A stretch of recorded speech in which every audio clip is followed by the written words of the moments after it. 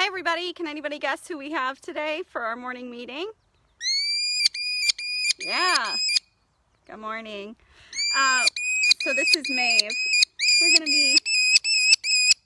We're gonna be speaking around Maeve today. She's very much wondering where her breakfast is. So let me know when you're here and leave a comment as to where you are from, and we'll say hello. We'll send you a shout out. I would recommend turning your volume down.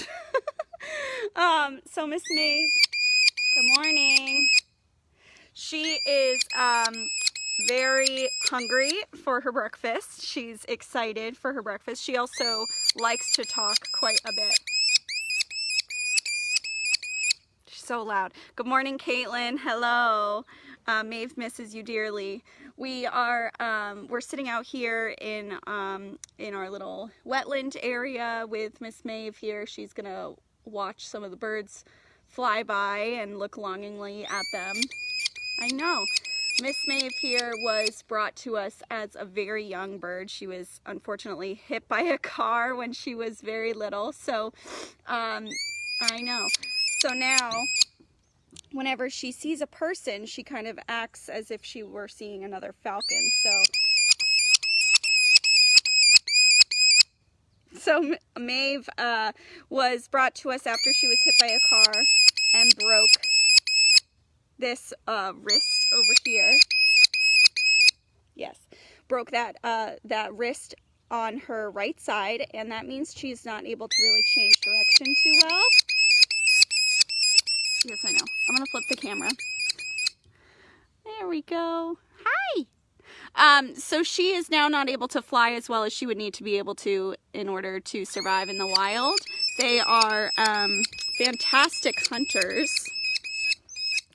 and are usually hunting other birds. So they need to be able to fly very fast and speedily through the forest, which means they have to change up their direction quite a bit.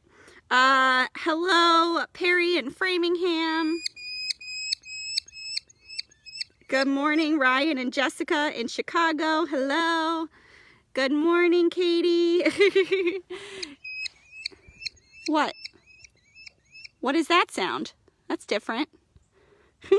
So Maeve, because she was so young when she came to us, now kind of thinks of herself as a person. So she associates people. What is that sound? She associates people with food, with positive things. There it is. Good morning, Maeve. Yes, she is. Perry, she is a Merlin falcon. So Merlins are in the falcon family. They're very closely related to peregrines and kestrels. Kestrels are another small type of falcon. I know. She's wondering where her food is. So she is very excited to be with you guys this morning. I know. And part of the reason that she's talking so much is also because I'm sitting here talking as well. So she kind of thinks that she's getting in on this conversation here, which is kind of fun. Good morning, Katie. Hello. Hi, guys. Good morning, Loretta. Yeah, so she is really beautiful. She is really tiny. So just for reference, Miss Mavis, just for reference, this is my hand here with a glove on it. So she is a pretty small little bird, but they are very good hunters and very tough for their size. So even though she's a tiny little diminutive bird, she is actually a fierce hunter.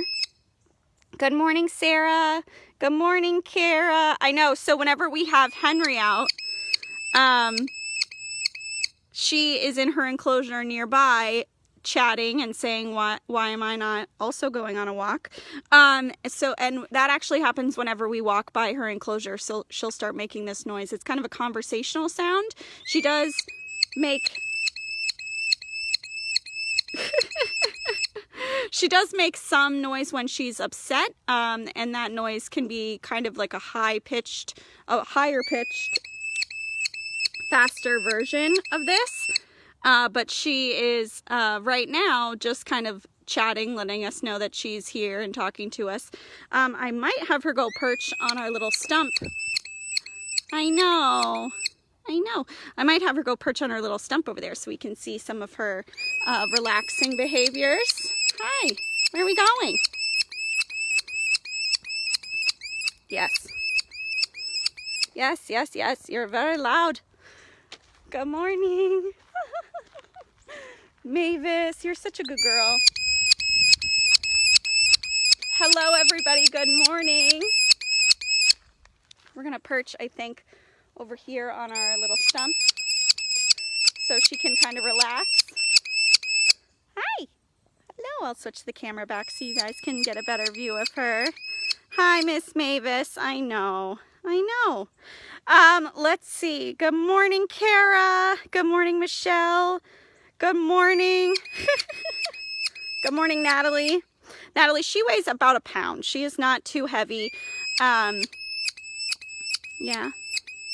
She is not a very heavy bird. She actually is very muscular for her size, though, so she is heavier than some other species of birds, but she is tiny. She's only about a pound. I know, Miss Maeve. Let's see. Birdella, good morning. Good morning, Victoria. Good morning, Joyce. Good morning, Loretta. No, she is very vocal. She is very pretty. Good morning, Lissa. Merlins are naturally vocal in the wild.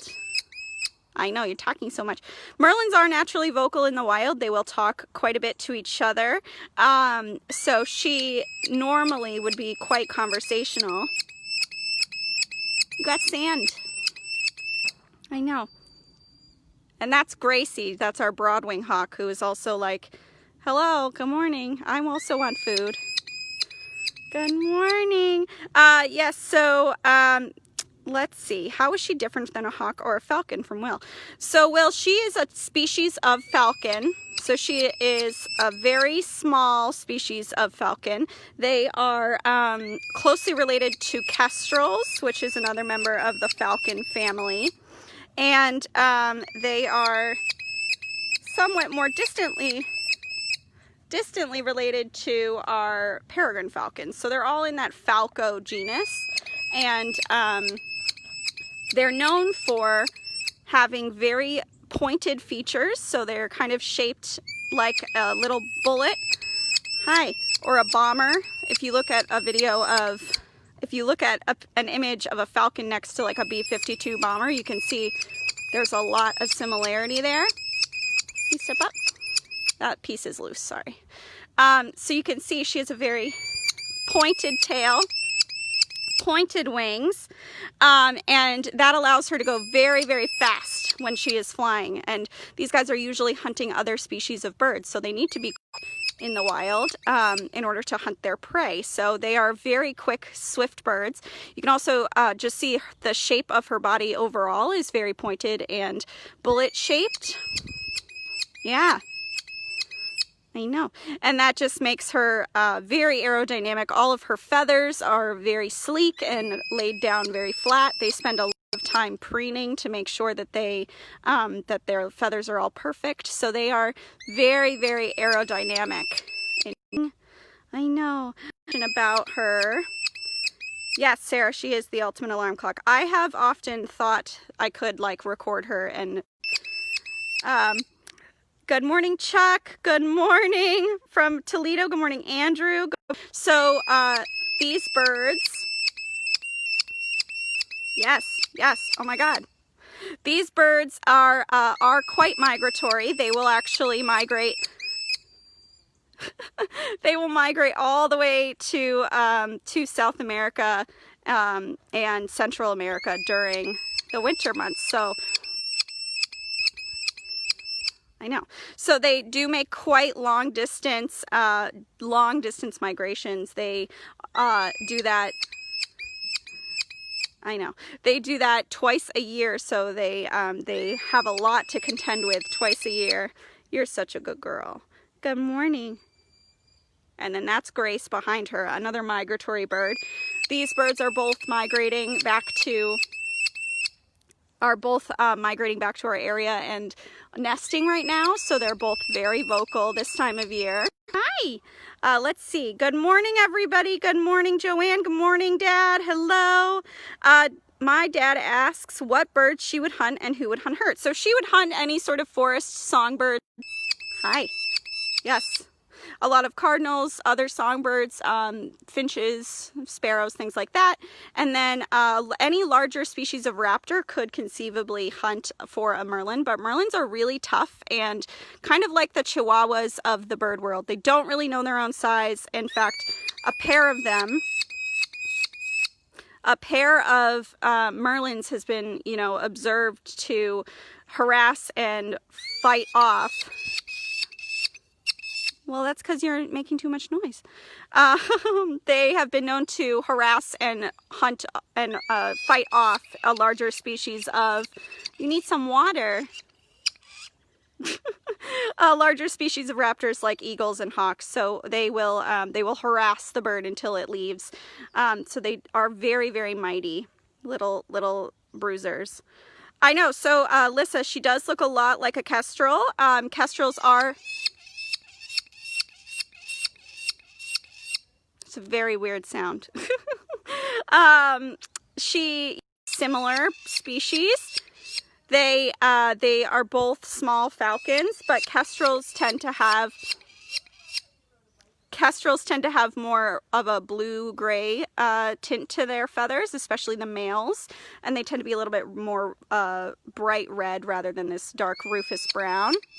So she might not look much bigger than a kestrel, but she's a little bit bigger in size, and then also about twice as heavy. Even though they aren't much bigger in size, they carry about twice as much muscle mass as a kestrel. So they are very, very muscled and strong birds. Chuck, I'm glad you like her vocals. Good morning, Rebecca. She is so sweet. Thank you so much, Elizabeth, for donating. That is so, so generous. We really appreciate all of the generous donations. All of the generous donations on our videos. They go a long, long way to help support the care of our animals, like Miss Maeve here. She gets fed mice and quail, and the mice are generously donated from Jackson Labs up in Bar Harbor, but the quail we have to buy, and so all of your donations go right towards helping to support the purchase of food and medicine, and of course paying for their care. So thank you so much. And for everyone, there is a donation button on all of our videos. Thank you guys so much for supporting our work. Yeah, I think she doesn't necessarily want to talk to. I think, yeah, she wants to... Hello. She, I think, just wants her breakfast and needs to drink some water, and that's why her call got a little bit weird there. They are native to our area. They are usually only here in the stem, Chuck. Thank you guys so much. We're sitting out here on this stump that we frequently, the internet keeps cutting in and out. This stump is one of the favorite spots of a lot of our birds because it's somewhat covered. They can observe the animals that are around us. We have tons of chipmunks and little songbirds here. We also have birds that fly overhead and circle the mountaintops. So we have a lot of turkeys as well as many, many species of migratory hawks and falcons. So when these guys travel, when they migrate back up north, they usually travel in big groups called kettles, can have hundreds and hundreds of birds in them, and they're usually quite visible at Mount Agamenticus, where we're located in York. They kind of use Mount A as a what we call a flyway. It means they use it as a landmark to help them to migrate farther north. So we see tons of them around us. You're bouncing a little bit. What's the camera doing, Miss Maeve? What is the camera doing? Oh my goodness. So I'm going to turn the camera around because it's being a little psychedelic. I don't know what it's doing. Sometimes. Hello. I know. Good morning. She says, you don't have any food.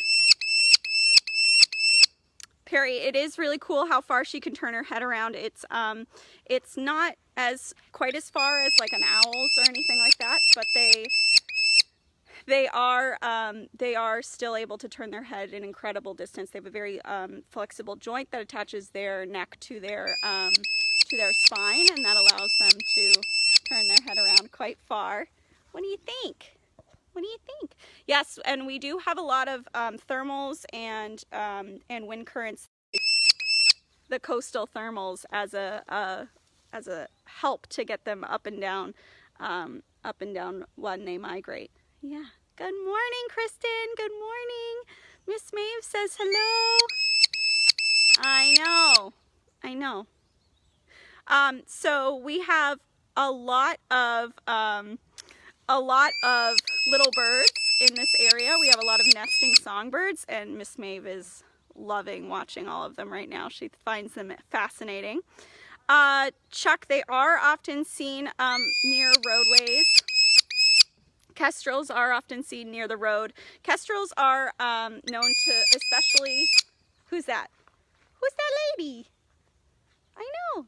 Kestrels are especially known to fly and perch on telephone wires. You can see them doing that, and their posture really gives them away as a raptor and not like a mourning dove or something of a similar size.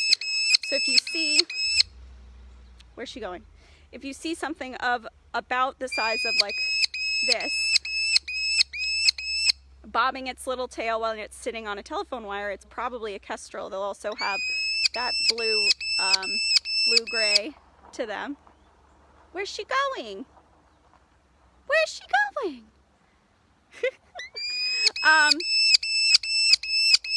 Hi, Perry. These guys are more evolved for speed than for soaring. Here, I'll try to turn the camera around again. No, it's still doing this bobbing thing. Yeah, you're bouncing all around. They're more evolved for speed than for soaring. So birds that have really wide wings with finger feathers at the tips, those guys are going to be the ones that that are really good soarers, that have very wide, broad wings that can catch the wind as they're flying. Those guys are going to be the ones that are soarers. And then these guys are more, you know, meant to go super fast. So you'll see them flapping their wings quite a bit.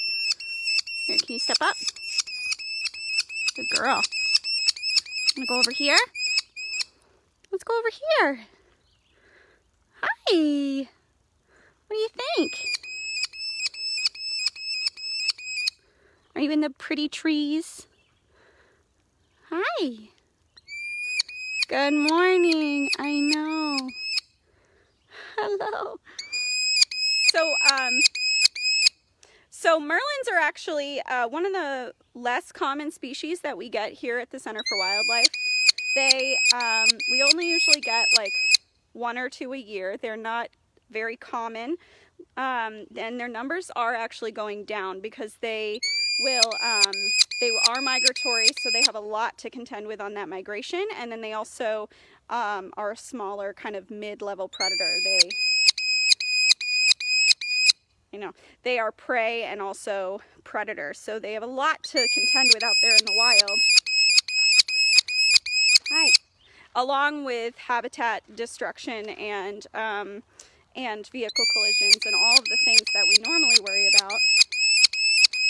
So their numbers are actually going down, and we don't see as many here as we used to. We see, you know, for both Merlins and Kestrels, it's probably only like 1 or 2 a year. Very often, they're either hit by a car. Hi. Very often, they're either hit by a car or have been orphaned. So we do tend to see them getting impacted that way. So Lissa, she is probably like a quarter of the size of a raven. Ravens are really, really big birds. I would say, yeah, a quarter, if not smaller. Ravens are about the size of like red-tailed hawks. They're really, really big birds, and they get bigger the more north you go. So our ravens up here are pretty large. You gonna eat the bugs? Hi. What's interesting is that their cousin, the kestrel, is primarily an insectivore. So they eat mostly insects. They really like grasshoppers. You'll often see them like hover over fields. But these guys do really well with eating lots of small birds as well as small mammals. So they'll hunt for those things in a more dense forest, and kestrels tend to occupy a big open field. That's where they like to hunt. Hello. Good morning, Naomi from Rhode Island. Oh, that's so funny. So my dad says that he's listening to this video in his backyard where there are normally lots and lots of birds, and they've all gone away and hidden right now because they can hear Miss Maeve. Yeah, so a lot of times you can observe what your wildlife around you is doing and kind of get the sense that there might be something else going on. If for any reason you notice that the songbirds are very quiet, that's a good indication that there's a predator around. They will kind of freeze. So if you have a bird feeder and you notice that they're all flushed at once, there's probably something like a Cooper's hawk or a sharp-shinned hawk around. They do like to eat songbirds, and Merlins do as well, so it's not surprising. Birds are evolved, especially songbirds are evolved, to have very heightened senses to keep themselves safe. So they have excellent eyesight, excellent hearing, and if they hear something, they will very quickly hide and hunker down so that they don't get snatched up. So yeah, I am sure that she is giving some of the songbirds in your backyard a fright. Yeah, that's a loud noise. Lisa, she was hit by a car. Yep. So most of the raptors here at the Center for Wildlife that live with us permanently were hit by cars. And something we talk about a lot at the center is how we can prevent those things. She usually would have been hunting near the road as like a juvenile or an inexperienced bird that was looking for an easy source of food. Yeah. And the road is usually a place where they can go to find food that is easy for them, that they can, there's usually plenty of roadkill. And the reason that there's usually so much there is because we have either thrown like apple cores or banana peels or trash on the side of the road that has attracted small animals or scavengers, and then they get hit by cars, and then that attracts the presence of predators to those animals, and then they get hit by cars. So we talk a lot at the center about just keeping all of your trash in your car until you can get home and throw it away in a safe place. That really helps. So she was hit on this right wing, and that wing now has a broken wrist bone, and the feathers that are controlled by their wrist are the ones that help them to control the direction of their flight. So it's kind of like when you're in a plane and you see the flaps on the plane go, it helps them to like bank and turn. They have the same flaps on their the feathers coming off of their wrists are the same as those. And so she cannot control one half of her maneuvering feathers, and so she's not really able to go back out into the wild. I know.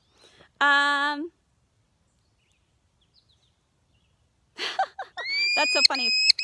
Perry says that her cats have gotten used to the sound. Yeah, so in fact, the songbirds here, for the first 5 minutes of her being out, will be pretty quiet, but now they're all talking again. They realize that she's not a threat, and so they'll go back to doing what they were doing. It usually only, in the first few minutes of us being in an area is when they kind of quiet down, but then they learn that it's not an actual predator, or it is a video or something like that. Good morning, Uncle David. Hello. Hi.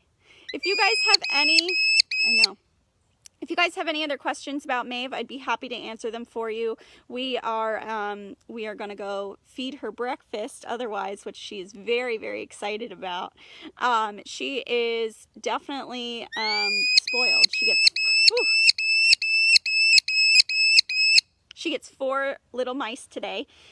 So she'll have a full belly or full crop after this. What's funny is birds have a crop. It's like a grinding organ in their throat, and they can grind up their food and bones with that.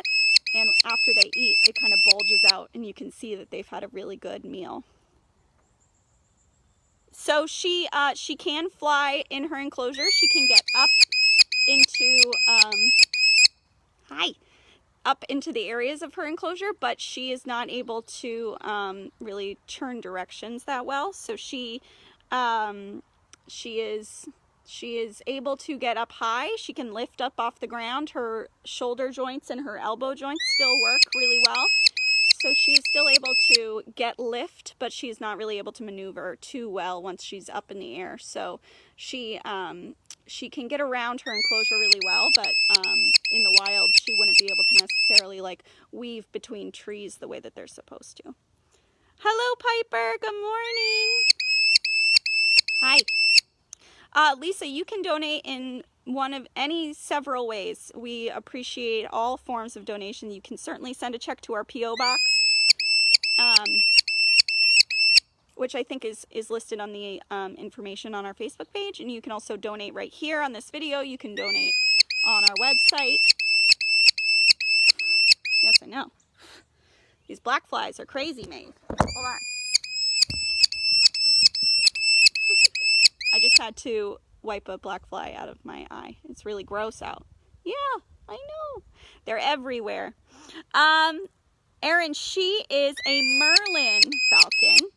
A Merlin is a small species of falcon, closely related to a peregrine, but just like a mini version. Peregrines are actually doing fairly well around or along the coast here. They also live in several cities, so it's really cool that you get to see a peregrine on a daily basis. They are much more common now than they used to be. Merlins are not nearly as common. You won't see them too often. You might, though. I saw, oh, there's a chipmunk. Oh, I don't know if you guys just saw her react. A little chipmunk just came out and ran around the ground, and she was like, "What are you doing? I will eat you." Thank you, Dad, for donating. That's so sweet. Thank you. All right, we are going to go feed Miss Maeve because she is starving, and we'll go give her mice. She's been waiting so patiently. Thank you guys so much for watching. We really, really appreciate all of your donations and all of your views and shares and everything. It's a huge help. We love being able to connect with you all in this way, and we really are grateful that you all are still a part of our community. Good morning. I know. Thank you so much, and we will see you bright and early tomorrow. Thanks, guys. Bye.